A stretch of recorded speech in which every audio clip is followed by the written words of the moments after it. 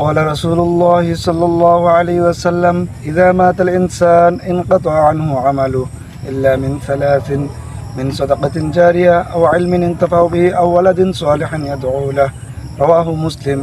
রাসূল সাল্লাল্লাহু আলাইহি ওয়াসাল্লাম বলেন, যখন মানুষ মৃত্যুবরণ করে তখন তার সব আমলই বন্ধ হয়ে যায়, তবে তিনটি আমল বাকি থাকে। এক নাম্বার, যদি সে সদকায়ে জারিয়া করে যায়, অর্থাৎ মসজিদ, মাদ্রাসা অথবা রাস্তাঘাট করে যায় যা মানুষের উপকারে আসে।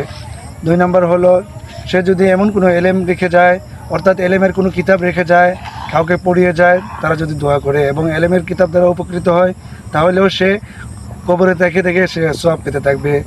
তিন নাম্বার হলো আওয়ালাদিন সালেহান ইয়াদউ লাহ, অথবা এমন কোনো ছেলে রেখে যায় যা আলেম, হাফেজ অথবা কমপক্ষে দিনদার, নামাজি, সে যদি থাকে তাহলেও এই বাচ্চার সওয়াব এই বাবা মা কবরে বসে বসে পেতে থাকবে।